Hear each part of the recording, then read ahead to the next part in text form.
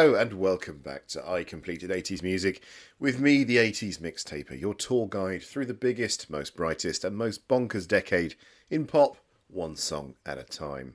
For anyone new to the pod, back in 2016 I made a bet with myself to try and listen to every single charting entry in the UK charts from the 31st of December 1979 to the 31st of December 1989. Why? Well, maybe it was my midlife crisis, but as a child of the 80s, I wanted to learn the story of the decade I grew up in for the music. COVID really helped, plenty of time to turbocharge the listening, and by 2021 I'd done it. This podcast is the story of that journey. I've created playlists of 13 songs for both Spotify and Apple Music, and each week we take the first 7 or the last 6 songs and go through the history of the band or singer, the production, chart position, highs, lows, scandals, and everything else in between, juicy or funny. Unfortunately, we can't play the songs on the pod due to copyright laws, but as I say, you'll find playlists in the episode description, including a full track listing as well. This week, we sink further into autumn 1981 as we start to get into October, and I think it's fair to say we're back in the territory of eclectic playlists. It's not got the biggest names or the biggest songs, but stick with this one, you might find some hidden gems.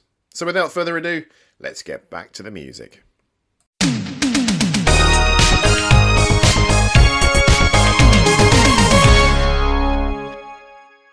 So, while we remember the 80s as a happy time and place, actually the world's as much of a pressure cooker as it is today. Take Northern Ireland. Northern Ireland's streets are choked with smoke and armoured cars. Hunger strikes in Maze prison are making headlines, and the police, those scrappy virtuosos who've been blending punk, reggae and pop into something only they can pull off, are about to drop a song that feels like it's staring straight into the mess. Invisible Sun, the lead single from their 4th album, Ghost in the Machine, hits the UK in September 1981, and it's a gut punch wrapped in a synth haze. Before we dive in, let's set the stage. Cue up Invisible Sun right now. Let Sting's voice, haunted, almost pleading, carry you into that eerie synth haze and the soft licks of Andy Summers' guitar and Stuart Copeland's ticking drums. Close your eyes, feel the weight of it, and then come back when the last note fades.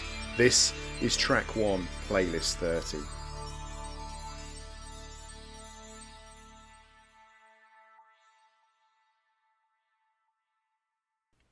We left off the police with da-do-do-do-da-da-da right as 1980 was ending. That playful jab at language's limits, all bouncy reggae bounce, and Sting musing on how words can trap us more than free us. It peaked at number 12 in the UK, a solid hit off Zenyatta Mondatta, their 3rd album in 3 years, recorded in a frantic 4-week sprint at Wisseloord Studios in the Netherlands. The police were already a phenomenon. Punk's raw edge, reggae's loose groove, pop's sneaky hooks, all mashed together by 3 guys who could barely fit their ambition in the same room. Now fast forward the clock 10 months to Invisible Sun, track 3 on Ghost in the Machine, released September 1981 via A&M Records. It's a number 2 hit in the UK and stays 8 weeks, blocked from the top by Prince Charming himself, Adam and the Ants. The tonal shift here is stark. Zenyatta Mondatta was lean, urgent, almost scrappy, but more of the same. Copeland's drums sounding like they were recorded in a broom closet, Summers' chords biting and sparse, Sting's bass locking in with that reggae sway that felt like it could have been conjured at a rum-soaked party in the Caribbean. They were touring non-stop, 3 virtuosos cramming ideas into sessions, squeezed between gigs. Ghost in the Machine, though, it's a different beast. Recorded from January to September 1981, split between Air Studios in Montserrat, humid Caribbean nights, no distractions, and Le Studio in Quebec's snowy isolation, the band had time and a bigger budget. Hugh Padgham, co-producing with the band, brought polish from his work on Peter Gabriel's 3 and Phil Collins' Face Value. Synths creep into the mix, Sting on Oberheim OBX, Summers stacking effects pedals, Copeland's kit gets tighter, Octoband's adding a tribal thump. The reggae pulse is kinda still there, but it's buried under electronic textures, horns on tracks like Hungry for You. Copeland told Musician magazine in 1981, "We just went completely barking mad on the overdubs. If there was any space, we filled it." The album's cover swaps their faces for digital code blips, a nod to the machine age creeping in. Lyrically, Invisible Sun is rooted in the Troubles. Sting wrote it in County Kerry, Ireland during the 1981 hunger strikes. Bobby Sands died after 66 days without food, sparking riots. 9 more strikers followed by October.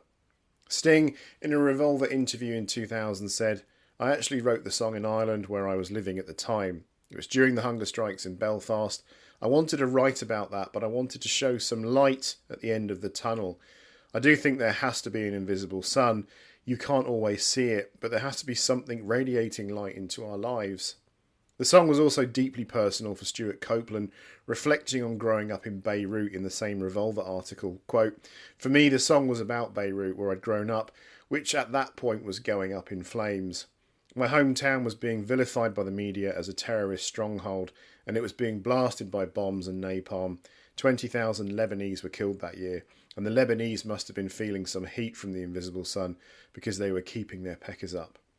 Those lyrics: "I don't want to spend the rest of my life looking at the barrel of an Armalite. I don't want to spend my days keeping out of trouble like the soldiers say." Verse 2, "It's dark all day and it glows all night, factory smoke and acetylene light. I face the day with my head caved in, looking like something that the cat brought in."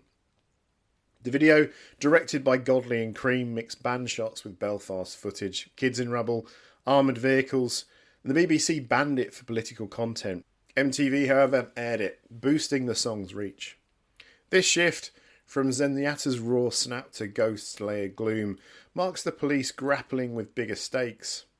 Rolling Stone's Deborah Ray Cohen found that the Police display more commitment, more real anger on Ghost in the Machine than ever before. Ghost went platinum in the UK by December 1981, triple platinum in the US later. Invisible Sun hit number 2 in Ireland, skipped as a US single for Every Little Thing. Tensions brewed, Copeland and Sting butted heads, Summers felt pushed out by the synths. Yet, this sound paved the way for Synchronicity's Arena Rain. It's the Police growing up, staring down a world on fire, hoping for light. For track 2, we return to the US for a one-hit wonder. Well, one-hit wonder in the UK. Rock radio is shifting gears after the punk and new wave surges of the late 70s. Arena acts like Foreigner and REO Speedwagon are packing stadiums with big hooks and bigger production. Well, a guy from Boston named Billy Squier, fresh off a modest solo debut the year before, drops his second album on Capitol Records. The lead single hits airwaves in May, just months before MTV flips the switch on August the 1st, and it's got this insistent riff, a hand clap beat, and a chorus that sticks like glue. That single is The Stroke. Crank this one up, find a stripper pole if you must. Press play now. This is track 2, Playlist 30.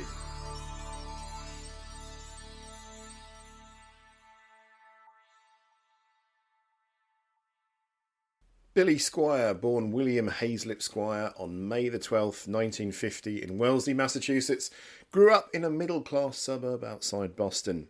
His grandfather got him into classical piano lessons at age 9 from 1959 to 1961, complete with what Squier later called the fine art of bribery to keep him practising. By 1963, at 13, he bought his first guitar, a Danelectro and a Supro amp from a neighbour. Music turned serious for him after discovering Eric Clapton. He studied riffs, tone, and started writing his own material. After graduating Wellesley High School in 1968, Squier dove into the local scene, playing in bands like Magic Terry and the Universe, which included future Dead Kennedys bassist Klaus Fluoride. He moved on to Kicks, then formed the Sidewinders, who released an album in 1971. Squier's big push came with Piper, a band he fronted in the mid-70s. They signed with A&M Records and put out 2 albums, the self-titled Piper in 1976 and Can't Wait in 77. Piper opened for acts like Kiss and built a reasonable following, but commercial success eluded them, and the group disbanded by 1978. Squier went solo, signing with Capitol. His debut, The Tale of the Tape, arrived in May 1980, produced by Eddie Offord, known for work with Yes and Emerson, Lake and Palmer. It didn't chart high, peaking at 169 on the Billboard 200, but tracks like You Should Be High Love got some airplay and set the stage. Then came 1981's Don't Say No, released April the 13th on Capitol. Squier co-produced it with Reynold Mack, the engineer behind Queen's The Game and ELO's records. They recorded at the Power Station in Manhattan with drummer Bobby Chouinard, guitarist Kerry Sharaf, bassist Mark Clark from Uriah Heep, and keyboardist Alan St. John. Squier handled vocals, guitars, piano and percussion. The album's sound was punchy with layered guitars and a driving rhythm section. Mack's touch added that polished edge. It climbed to number 5 on the Billboard 200, stayed on the chart for 111 weeks and went triple platinum by selling over 3 million copies in the US. The Stroke was the lead single, out May 1981. Squier wrote it alone and it opens with heavy bass and snare drum, inviting everyone to hand clap. The lyrics start, "Now everybody, have you heard? If you're in the game, then the Stroke's the word. Don't take no rhythm, don't take no style. Got a thirst for killing, grab your Val, yeah." In the US, it peaked at number 17 on the Billboard Hot 100, number 3 on the Mainstream Rock Tracks chart, number 35 in Billboard magazine's listings, number 46 in Record World, and number 41 in Cashbox. They have so many charts in the US, it's ridiculous. Over in the UK, and released in October, it only managed number 52 and spent 3 weeks on the chart. The video for The Stroke, shot in May 1981, aired early on MTV, helped pushing the song. VH1 later ranked it the 59th best hard rock song ever. Squier explained the song's intent in a 1991 Baltimore Sun interview. Take The Strokes for instance. Plenty of people saw sexual connotations in that song, but to me it was about what goes on in the business world. He echoed this in a VH1 interview, noting frustration with record labels stroking artist egos only to exploit them. Lines like, "Put your left foot out, keep it all in place, work your way right into my case. First you try to bed me, you make my backbone slide, but when you find you bled me, step on by, capture that cutthroat dynamic." The track's legacy extends beyond rock. It inspired rap samples like in Maestro Fresh Wes's 1989 Let Your Backbone Slide, and of course Eminem used the riff in 2013's Berserk. Squier followed with Emotions in Motion in 1982, featuring Freddie Mercury on backing vocals for 2 tracks, hitting number 5 on the Billboard 200 and double platinum. Signs of Life in 1984 went platinum, but the video for Rock Me Tonight, directed by Kenny Ortega, with Squier in pastel outfits and dance moves, drew backlash and stalled his momentum. He released Enough Is Enough in 1986, Here and Now in 89 and Creatures of Habit in 1991, but none matched earlier peaks. His last studio album, Happy Blue, came in 1998, shifting to acoustic blues. Squier toured sporadically, including opening for Ringo Starr's All-Star Band in 1998 and 2006 to 2008. He performed The Stroke at Boston Strong in 2013 and remains active in Central Park Conservancy work since the 90s. For track 3, we're picking up where we left off with Elvis Costello in 1980, right after that punchy cover of I Can't Stand Up for Falling Down off Get Happy, way back in episode 6.5. You know, the one where he and the Attractions crammed 20 tracks into a record that felt like a frantic nod to Motown and Stax, all while Costello was navigating the fallout from his infamous Ohio incident and a string of exhausting tours. By early 81 though, things shifted. Costello had been dipping into country music for years. Think back to that deleted Stranger in the House from his debut, or the Graham Parsons tunes he'd slipped into live sets. But now, fresh off a trial session in Nashville with producer Billy Sherrill, he decided to dive headfirst into a full album of country covers. Almost Blue, recorded over 12 days in May at CBS Studio A, became this unexpected pivot. No originals, just heartbreak ballads from the likes of Hank Williams, Patsy Cline and George Jones. And leading the charge as the first single, Costello's take on A Good Year for the Roses. Originally cut by Jones in 1970, written by Jerry Chestnut, it's a reflection about a marriage crumbling, with Costello delivering it straight from Nashville with pedal steel and fiddle. Press play now.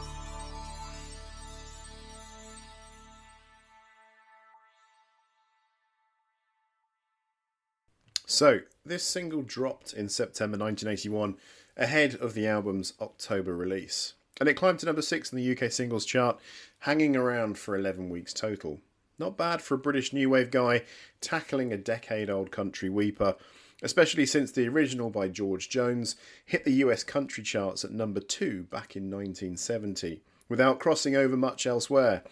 Costello's version got airplay on BBC Radio 1 and even turned him into a brief supermarket flirtation magnet.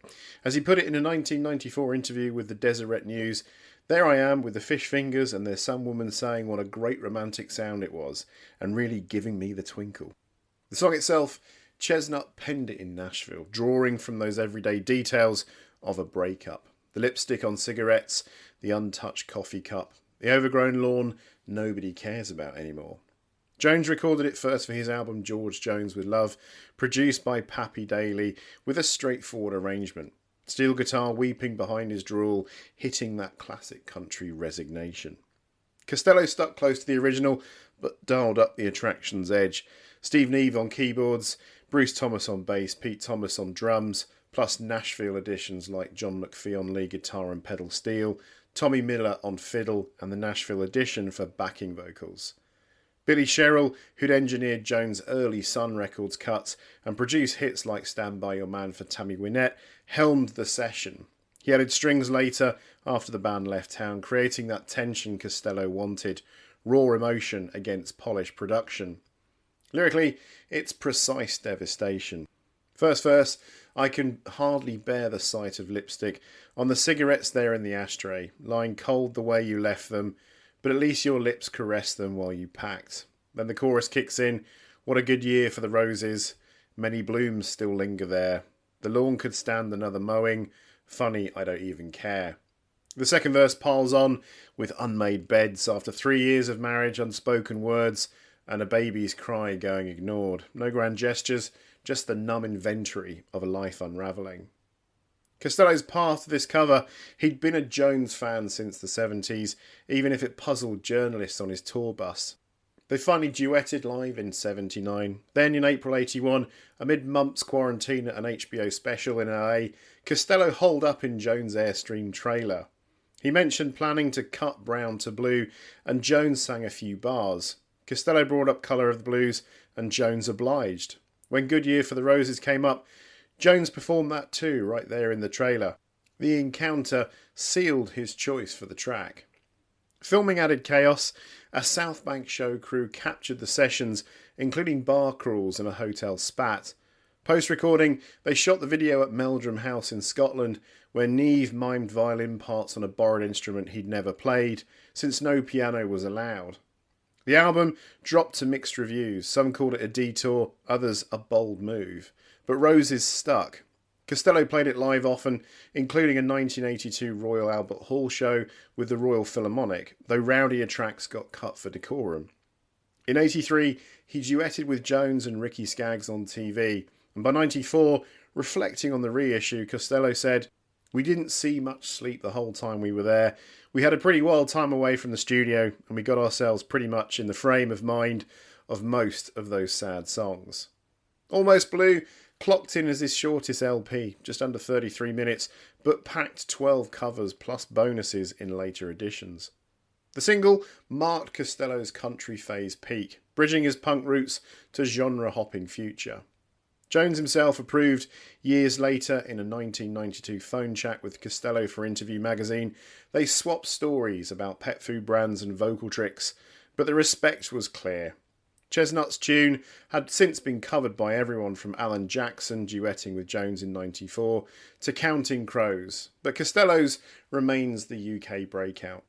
If you're digging in, check the liner notes from the 1994 reissue. Next up, it's time for some more Toyah Willcox. Just a few months after the breakout hit of I Want to Be Free, the single off our album Anthem that cracked the UK top 10 at number 8 in May. By September, she's following it up with Thunder in the Mountains, a standalone single on Safari Records that doesn't tie to any album at the time, though it'd get tacked onto reissues later, like the 1985 CD of Anthem or the 1999 edition of The Changeling. This one peaks at number 4 on the UK singles chart, hanging around for 9 weeks total, starting from its entry in October and hitting its high point on October the 18th. It's Toyah at a most urgent, a 3.5 minute blast of new wave energy with synthesizers slicing through the mix and her voice cutting like a siren over driving drums. This is track 4.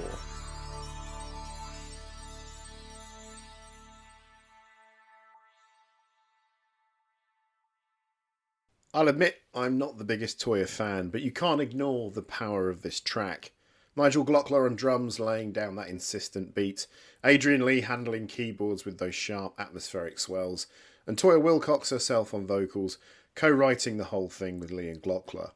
The band line-up around then included Joel Bogan on guitar and Phil Spaulding on bass, the same crew that powered through Anthem earlier that year. Toyah, born in 1958 in Kings Heath, Birmingham, was already juggling music with acting gigs. She'd appeared in films like Jubilee in 1978 and Quadrophenia in 1979, playing punk-adjacent roles that fed right into her stage persona.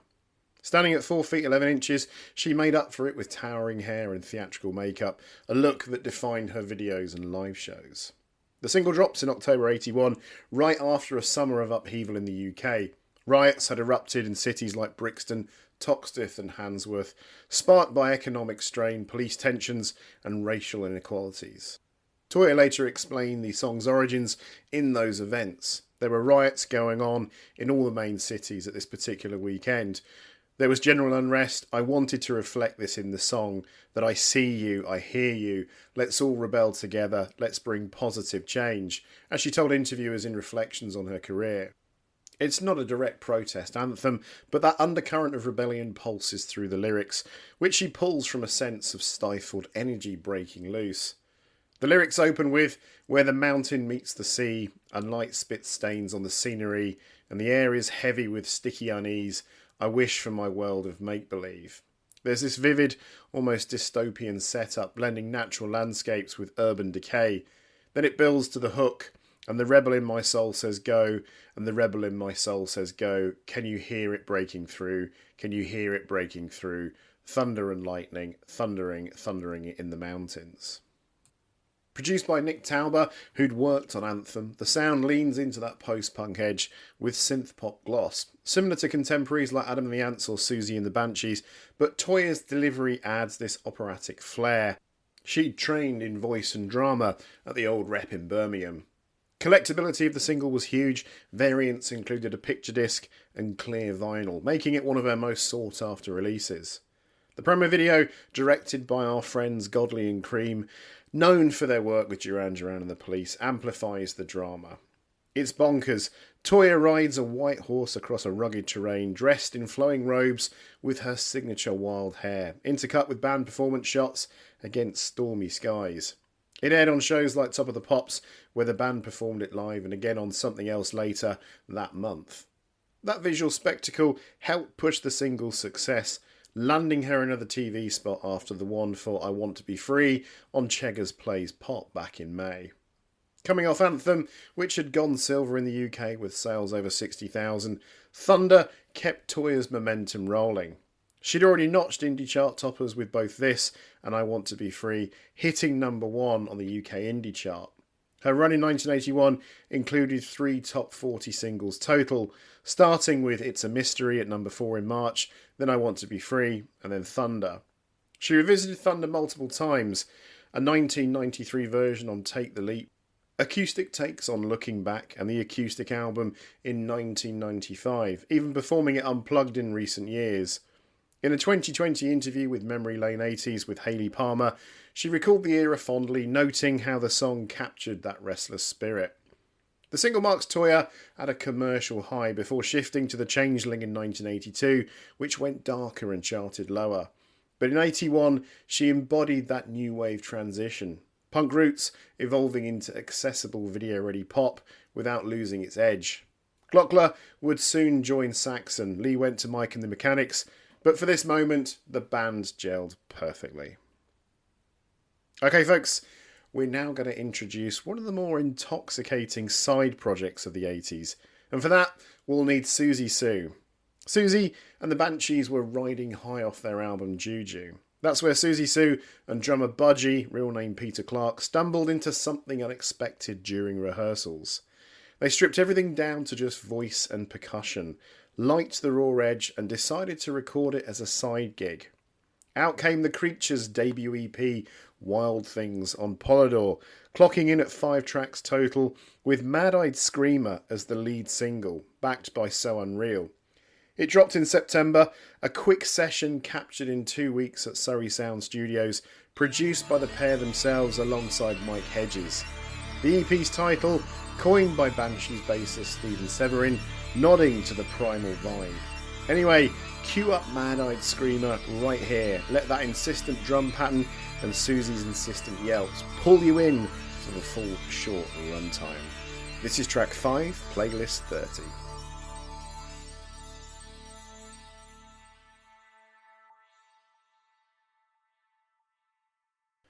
The Creatures started as this offshoot because Susie and Budgie wanted space from the full band setup. They'd been in the Banshees since '78 after Budgie jumped from the Slits where he drummed on their debut cut and locked in with Susie during the Join Hands era. The spark for the Creatures came mid-Juju prep. They were messing around, realised drums and vocals alone could carry a song and ran with it.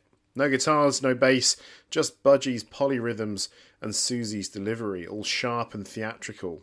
They cut the EP fast, covering songs like But Not Them from the Trogs, but Mad-Eyed Screamer was an original, penned by the duo.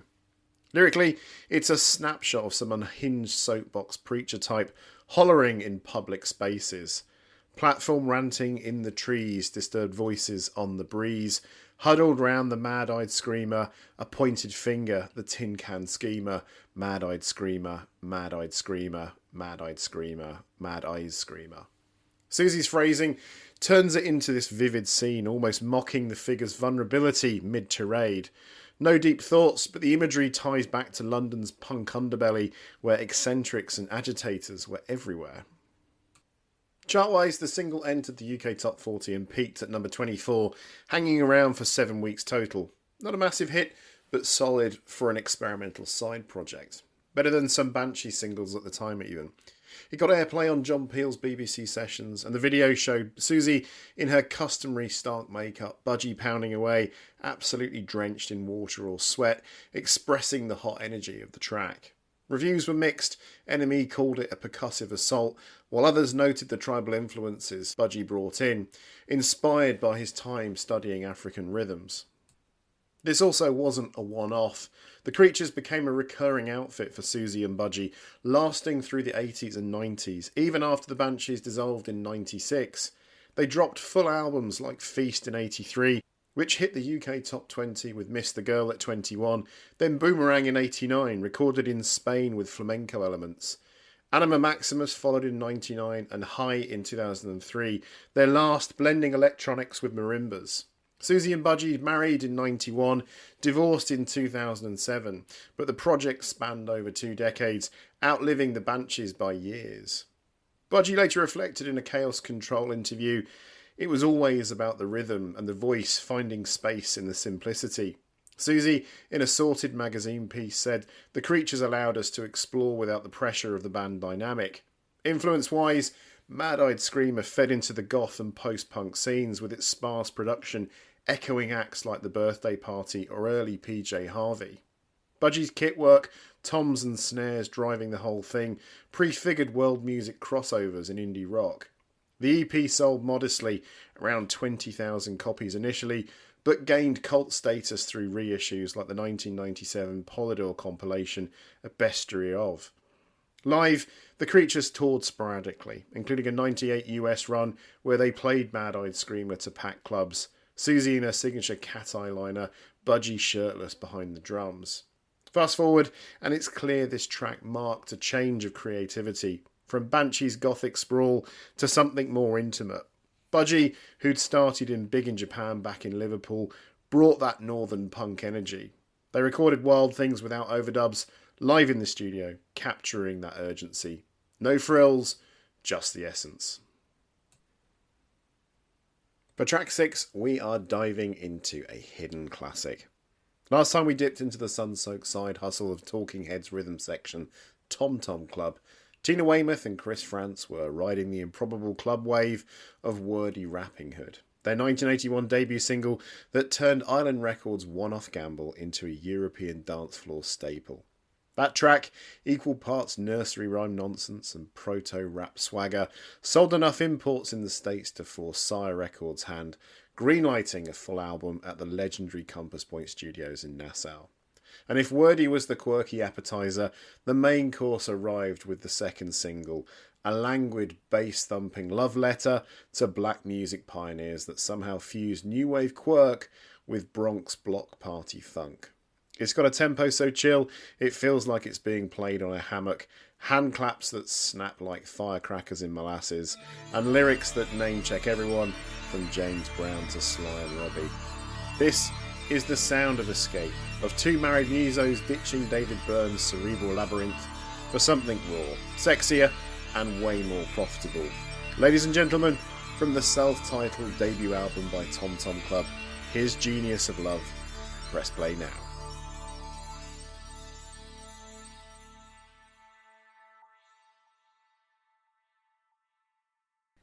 Well, if that didn't have you plotting your jailbreak just to hit the nearest roller rink, check your pulses, because in the spring of 1981, when Tina Weymouth and Chris Frantz jetted to the Bahamas to cut their album, they were flat broke and burned out. Talking Heads' ambitious Remain in Light tour the year before had ballooned costs with extra players like Adrian Bailew and a horn section, leaving the band in the red despite sold-out shows.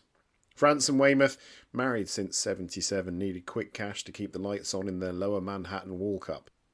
Island boss Chris Blackwell tossed them a lifeline. Record a single on spec at his Compass Point setup, where Talking Heads had jammed on Remain in Light with the All-Stars, Sly Dunbar, Robbie Shakespeare, the whole reggae funk circus. Woody Rapping Hood hit, earning them 3 rush days in the studio for the LP. But on day 2, as they laid down what would become Genius of Love, disaster struck, or at least a cramp worthy of a bad massage. Frantz had looped a simple drum pattern by hand, no frills, just bass, snare, hi-hat, and the occasional tom-tom roll, over a bass line cribbed straight from Zapp's 1980 electro-funk slow burner, more bounce to the ounce. That Roger Troutman, Bootsy Collins joint clocked in slower than the era's coke-fueled 120 BPM disco thumpers, or relaxed swing and talkbox teas. Perfect for what Frantz called a laid-back funky groove to counter Studio 54's frenzy. Weymouth, aiming to lay her own bass part, seized up mid-take, her right arm locked in a vice-grip spasm from round-the-clock sessions. Quote, I'd never played in the studio around the clock like we were doing, so I didn't even know that could happen. I ended up waking the assistant engineer. He was asleep under the console, and I showed him the part and he played it. Frantz was pissed, but with the clock ticking, they rolled tape. Engineer co-producer Stephen Stanley, Jamaican dub wizard extraordinaire, then soloed a Prophet 5 synth, One Sleepless Night, layering a one-finger keyboard hook that Frantz had hummed over Weymouth's initial demo riff.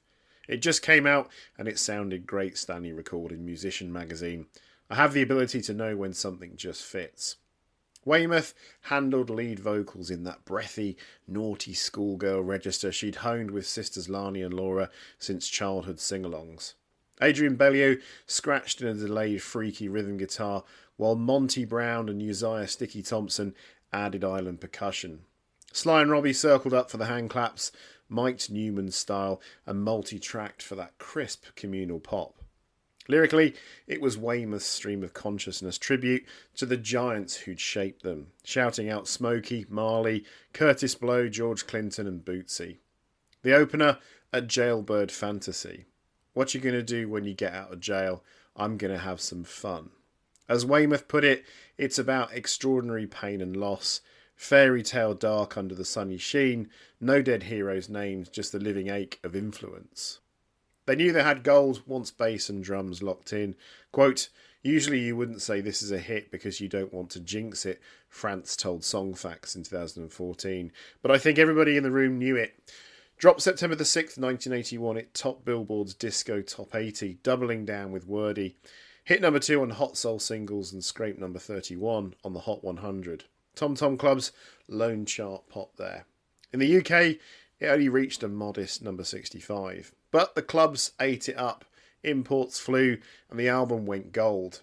France got a sweet message from Smokey Robinson and jawed with James Brown himself. Even Byrne cracked a door at Studio 54 premiere night. How did you get that hand clap sound? His lone nod to the track that outsold My Life in the Bush of Ghosts.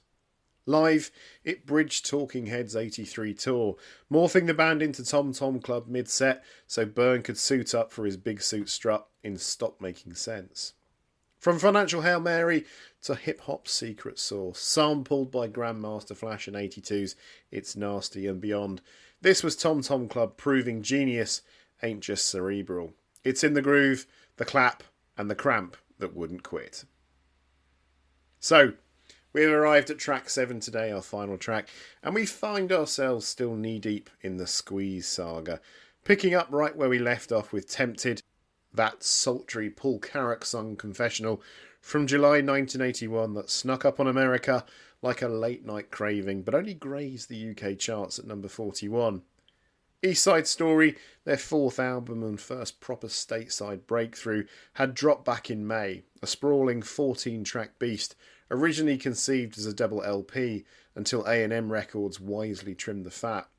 Jules Holland had already bailed mid-recording for a life of boogie-woogie TV fame, leaving Chris Difford and Glenn Tilbrook to enlist Carrack on keys and vocals for a few cuts, including that one. The album's a masterclass in their kitchen sink storytelling, pub crawls, seaside holidays and the quiet desperations of working-class London life, all wrapped in new wave hooks that could slice through the Thatcher-era gloom. But if Tempted was the seductive id, whispering about forbidden hotel room trysts, the follow-up single flips the script to something altogether more reflective. A slow burn lament for lost youth and liquid regret. It's Squeeze doing country without the twang, a song that feels like eavesdropping on your nan's unspoken memories over a sherry at Christmas. And now, from East Side Story, here's Squeeze with Labelled with Love. This is track 7, playlist 30, our final song today.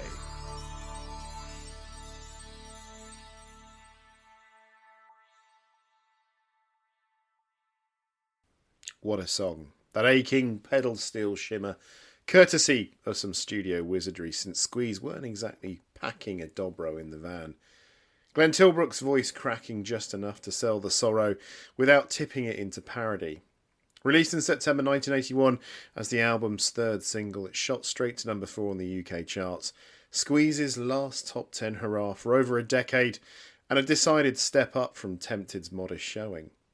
Ironically though, in the US where Tempted had been a massive hit, it barely registered, but back home it captured that peculiar British alchemy. Elvis Costello's production guiding them towards a rootsy detour that no one saw coming from the lads. The story starts, as so many Squeeze gems do, with Chris Difford's lyrics, those razor-sharp vignettes of ordinary heartbreak that make you feel like you're peering through a neck curtain at someone else's unravelling life. Difford, the wiry wordsmith who'd been churning out couplets with Tilbrook since their Deptford pub gigs in 1974, drew from a black and white photograph in Henri Cartier-Bresson's 1950 book Paris by Daylight.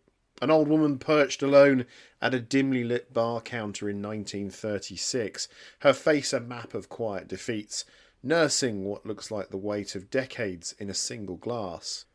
But he layered in the history he'd been devouring, tales of American GIs flooding Britain during World War II, sweeping local lasses off their feet with promises of transatlantic escape, only to ship out and leave them raising kids amid ration books and regret. The song's protagonist is one such war bride, abandoned in a fog of faded snapshots and empty bottles.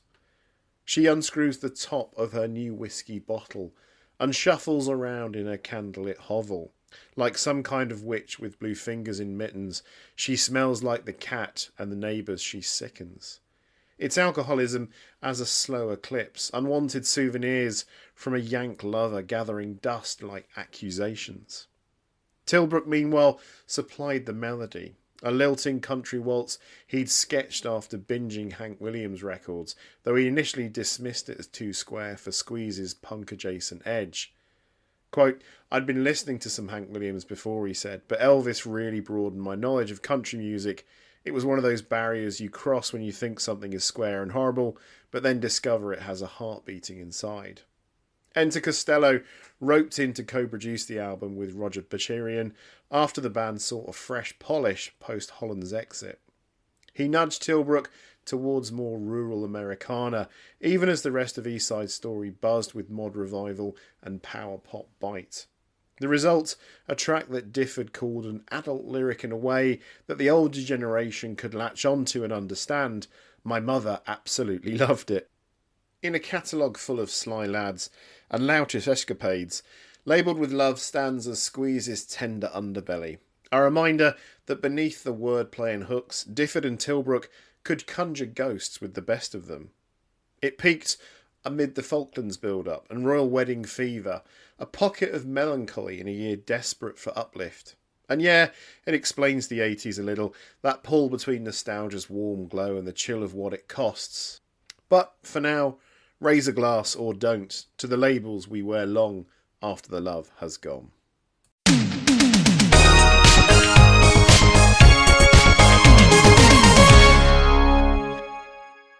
So that's the first half of Playlist 30 done and dusted. But do join us next week as we push further into autumn 1981.